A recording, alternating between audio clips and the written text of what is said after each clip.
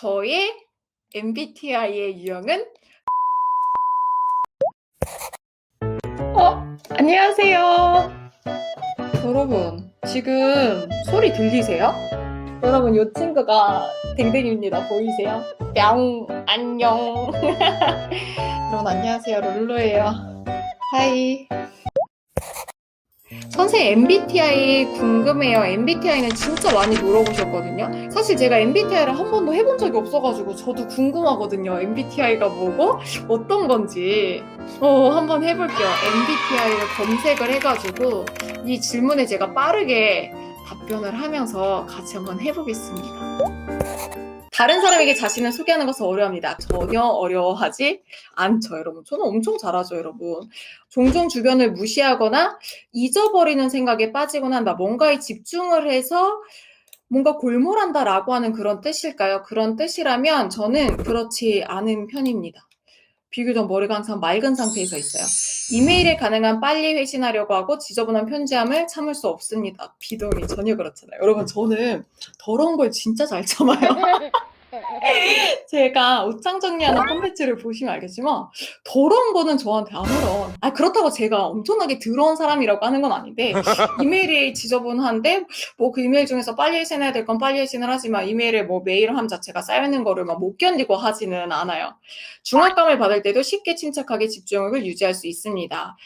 완벽하게 동일합니다. 왜냐면 저는 엄청 스트레스를 받는 상황에서도 웃으면서 강의를 해야 되는 사람이잖아요. 이런 거를 많이 경험을 해봤어요.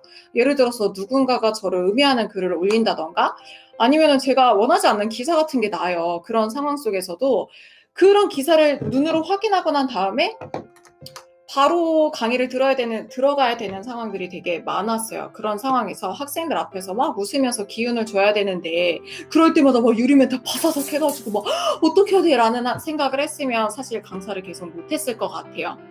굉장히 중압감을 받을 때 또 다른 상황에서 생각해보면 정말 여러 명 앞에서 강의를 해야 되는 상황이 있잖아요. 그런 상황에서도 나는 이 사람들이랑 대화를 하러 들어가는 거고 지금 여기 앞에 앉아 계신 분들도 나랑 대화를 하기 위해서 귀한 시간을 내서 와주신 분이다라고 생각을 하고 좀 침착하게 긴장감을 누르려고 하는 편입니다.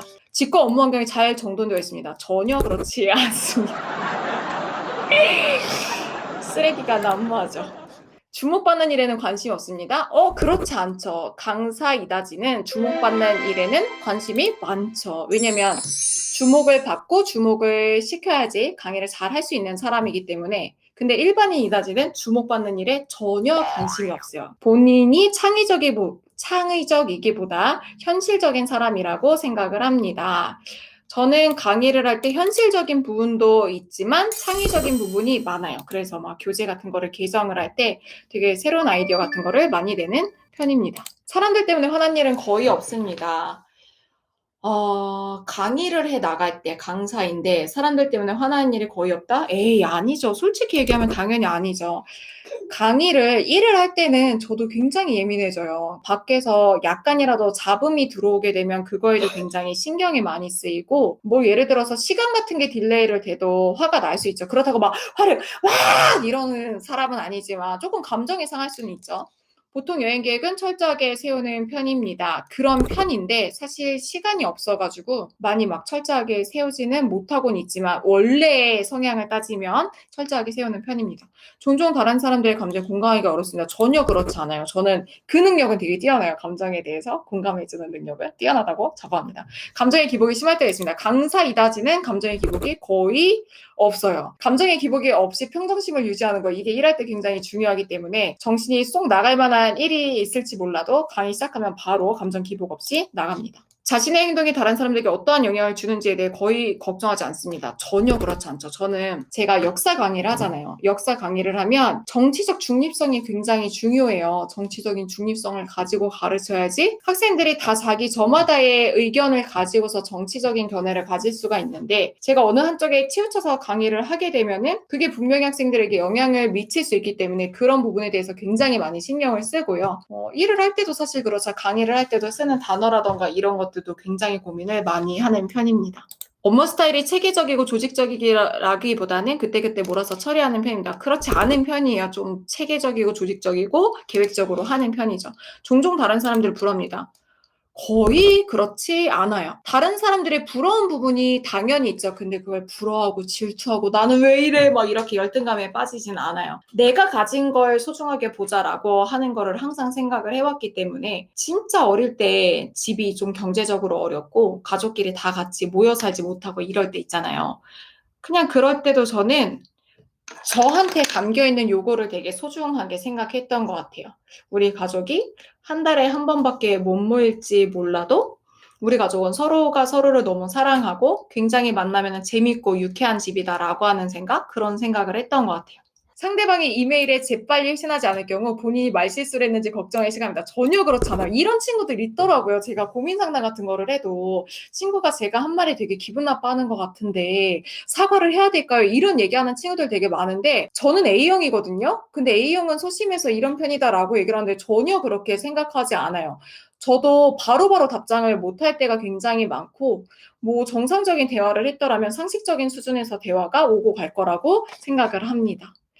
부모로서 자녀가 똑똑하기보다는 착하게 성장하기를 바랍니다. 완전 그래요. 왜냐면 똑똑한 거는 쉴 수 있어요. 공부 열심히 하면 누구나 똑똑해지고 공부 잘할 수 있으니까. 근데 착하게 성장하는 건 어려워요. 착하게 성장하고 나중에 자기가 후회 없는 인생을 살았으면 좋겠어요. 다른 사람들이 본인의 행동에 영향을 주는 것을 허용하지 않습니다. 그렇지 않아요. 서로 간에 다 영향을 주고받는 건 아닐까요? 저는 여러분들이 가끔 댓글 남겨주고 그 댓글에서 또 이제 선생님 강의 덕분에 행복하게 공부했어요. 이런 거 들으면 진짜 힘들다가도 힘내서 공부할 수 있거든요. 또 어떤 견해를 주면, 의견을 주면은 그거를 반영해서 할 수 있고. 친구가 어떤 일로 슬퍼할 경우 문제를 처리하는 방법을 제시하기보다 정신적인 지지를 제공하고 합니다. 제가 진짜 이거 고치려고 하는데 저는 누가 저한테 상담을 해오면 교사였을 때 많은 학생들을 상담했었던 경험이 있잖아요. 자꾸 저도 모르게 그냥 친구는 위로를 듣고 싶은 건데 자꾸 해결책을 주는 편이에요. 그러니까 정신적인 지지를 제공하지 않고 자꾸 해결책을 주는 편. 이건 모든 사람들한테 그래요. 그러니까 저랑 얘기를 하다가 저도 모르게 그 상담 자체가 힘들어질 때가 있더라고요. 그래서 요즘은 의식적으로 누가 무슨 얘기를 해오면은 이렇게 막, 많이 힘들었지. 이렇게 얘기를 하려고 노력을 하는 편입니다. ENFJ 각이라고 하시는데 제가 이거 진짜 몰라가지고 한번 볼게요. 불안하다 느끼는 경우는 거의 없습니다. 거의 없는 편이에요. 저 이제 불안한 상황에서도 남들은 이런 상황에서 잠이 와라고 하는 상황에서도 잘 자는 편이에요. 그러니까 불안을 못 느끼는 게 아니라 불안하기는 한데 잠을 잘 자요. 제가 잠 잘 자는 꿀팁 하나 알려드릴까요? 이거 제가 하면 진짜 한 20번 만에 잘 수가 있는데 숨이 들어가고 나가는 거 있잖아요. 그러니까 이렇게 숨이 들어가고 내쉬는 거를 볼 때 이 숨 쉬는 행위에만 집중을 해보세요. 그러니까 여러 가지 생각이 처음엔 들 수가 있어요. 그런데 연습을 해가지고 숨이 들어가고 내쉬는 거 한 번, 들어가고 내쉬는 거 두 번 하면 저는 20번 하기 전에 무조건 자더라고요. 어떤 일이 있더라도 띵 맞는 일이 있더라도 잘 수 있습니다. 사실이 뒷받침되는지에 관계없이 모든 사람의 견해가 존중되어야 된다고 여러분들은 생각을 하시나요? 말도 안 되는 근거를 가지고 와서 내 의견은 의견이니까 존중해줘 빽 이러면 저도 안 들어줄 것 같은데요. 언제나 항상 새로운 아이디어와 계획이 머릿속에 넘쳐나고요. 다이어리에다가 항상 아이디어가 생각이 날 때마다 적어두는 편이에요. 나중에 뭐하지? 요즘은 약간 스터디 카페 를 한번 해보고 싶다라고 하는 생각도 들더라고요. 학생들이 공부가 잘 되는 환경 같은 거를 연구를 해서 실행에 옮길지는 모르겠지만 그런 생각을 하고는 합니다. 대체로 상상보다는 경험에 더 의존하는 편이다. 와, 저 완전 이래요. 제가 강의에서도 많이 얘기하는데 무조건 그걸 해봐야지 좀 직성이 풀리는 편이고 제가 해보기 전에는 함부로 장담을 하지 못한다라고 하는 편입니다. 시간이 부족할 때까지 일을 미루는 경우가 전혀 없어요. 저는 어떻게 하냐면 8월 달에 나올 책을 12월 달부터 준비를 해요. 왜냐면 그 시간에 쫓겨서 일을 하는 게 싫고 저한테 스트레스를 주는 건 일주일 내내 강의를 하는 바쁜 상황에 스트레스를 주는 게 아니에요. 제가 강의를 온전하게 준비할 수 있는 준비 시간이 없다는 게 스트레스이기 때문에 시간이 부족할 때까지 일을 미루기보다는 충분하게 앞에 일을 땡겨서 하는 편입니다. 항상 책, 예술 또는 영화 등 색다르고 다양한 해석이 가능한 것에 맞아요. 관심이 있어요. 그런데 제가 관심이 있긴 한데 아주 그렇다고 표시를 못하겠는 게 테넷이라고 하는 영화를 봤는데 제가 진짜 크리스토퍼 놀란 감독을 진짜 좋아했거든요. 그래가지고 크리스토퍼 놀란 감독 감독이랑 동시대에 살고 있는 게 너무 행복하다라고 하는 생각을 했던 적이 있을 정도로 그의 영화를 다 봤는데 테넷에서 봤는데 무슨 말인지 하나도 모르겠는 거예요. 다른 사람들은 막 그거에 대해서 해석하고 막 이런 세계관이었다라고 얘기했는데 저는 하나도 몰라가지고 내가 이제 이런 거를 잘 받아들이지 못한 나이가 됐나라고 하는 생각을 했거든요. 어쨌건 그런 편이다. 검사 결과 여러분 드디어 저의 MBTI의 유형은 사교적인 외교관 ESFJ가 나왔습니다. ESFJ 다시 사교적인 외교관이래요. 서로 용기를 북돋아 주고 치켜 세워주면 힘이 돼주세요. 한 사람의 밝은 긍정의 에너지가 그 모든 이에게 전달될 테니까요. 무슨 말이죠? 사교적인 사람은 한마디로 정의 내리긴 어렵지만 간단히 표현하자면 이들은 인기쟁이입니다. 인기 없는 것 같은데? 인구의 대략 12%를 차지하는 꽤 보편적인 성격 유형이래요. 퍼센트 비율, 마음은 64%가 외향형, 에너지는 51%가 현실주의형, 본성은 54%가 원칙주의형, 전술은 61%가 계획형, 자아는 68%가 자기주장형이라고 합니다. 근데 이렇게 라이브를 주기적으로 스트리밍을 해서 할 생각이에요. 이제 수강생들 같은 경우에는 복습 노트에 복습 문제 있잖아요. 그거 문제도 풀어주고 어떻게 생활하고 있나 이런 거를 체크를 하는 라이브를 주기적으로 할 건데 이렇게 베타 테스트로 강의를 한번 해봤으니까 이랑 관련해서 시간표 짜서 한번 해보려고 합니다. 또 언제 하냐고요? 제가 시간표를 짜서 인스타그램에 공지를 할게요. 들어와 주셔서 너무너무 감사하고요. 여러분들 고생 많으셨어요. 안녕.